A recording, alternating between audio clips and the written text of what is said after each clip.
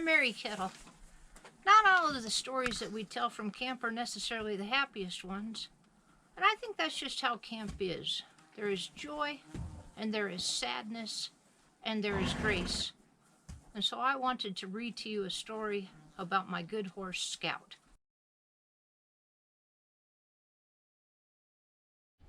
This story is called A Love Letter to Scout. It's been more than 10 years since I have gotten off my horse to open a gate. As an older person, one with the reflexes and agility of a small filing cabinet, I try not to step on and off my horse any more often than necessary. Instead, Scout, the quarter horse I've ridden for 22 years, will sidle up into position and wait while I lean over and jiggle chains or wrestle the wire loop off of the post. If it's a steel gate, Scout will bump it with her nose and walk through. At wire gates, she will wait for me to pick up the post and then walk a careful half circle so that I can lay the gate against the fence. We rarely drop one, and when we do, it's usually my fault. Opening gates from horseback is not an essential skill for daily life. It's not like hanging sheetrock or making two-sided copies. But it is a handy job, or handy in my job of leading trail rides at summer camp. And, I would argue, these maneuvers, by now almost automatic, provide a certain physical elegance in my often awkward life. I have never been graceful. No one has ever mistaken me for a dancer, and despite my enthusiasm for wearing uniforms and kicking things, I was never very athletic. For much of my life, I was the kid who was content to stay indoors, reading books and drawing pictures. But having a horse changes you. I got Scout when she was 3 years old, and I was 30 years old before I was old enough to know that I did not know how to ride a 3-year-old horse. I made every mistake possible, but Scout was grudgingly forgiving. And we learned together, although she sticks out her tongue and yawns during my riding demonstrations, and quite possibly rolls her eyes every time I talk about my weight loss.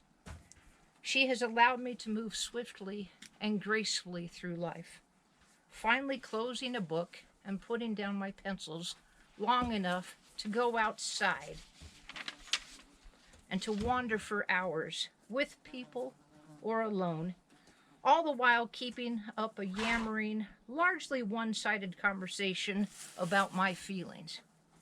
Good, bad, or shameful, there is nothing that I haven't told Scout. Often we'd sing. As a Lutheran, Scout favors classic hymns, which I tweak to amuse her. A mighty fortress is our horse, I will sing, adding, a red horse never failing.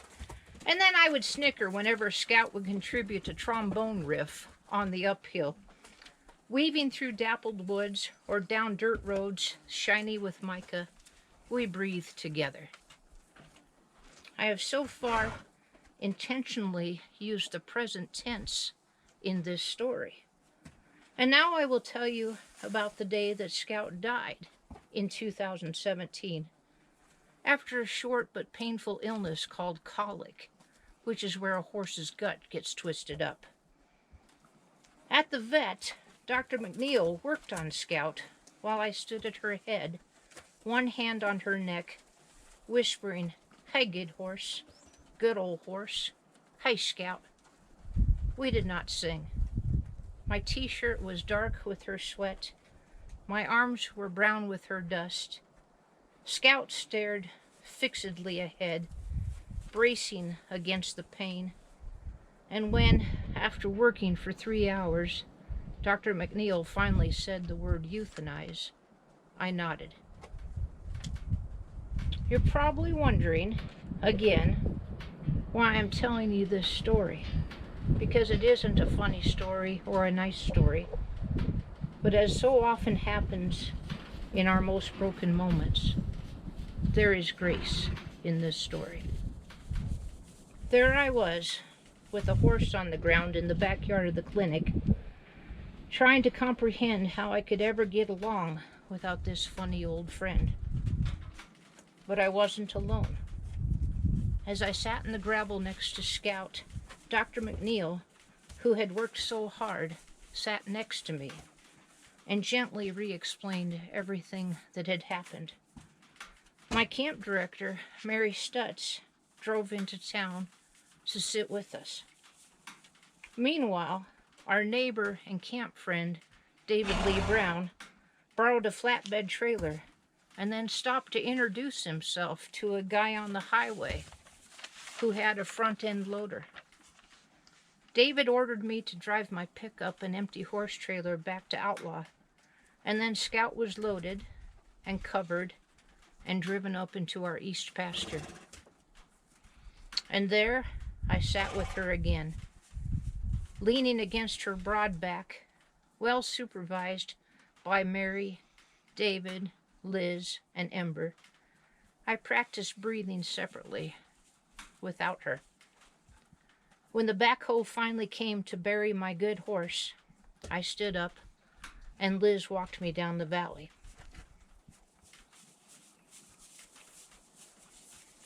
In the days and weeks that would follow, I would be stunned by the tenderness of friends and colleagues and campers, not to mention the sincerity of a big horse named Buddy, who absolutely quivered in his efforts to stand still at the gates. People worked so hard to help us that day. People worked so hard to help me in the days and weeks afterwards. And I wondered at such a display of compassion for an old horse. I know, of course, I knew it then, and I know it now, that this grace was really intended for me. And it was such a blessing, so wonderful and so terrible, that I could barely look at it straight on. Well, I rode Buddy, and eventually I got Star and then Chester. And for the first several days, I rode in silence, just trying to get through each working day. And finally I was able to ask Buddy, "Do you like to sing?"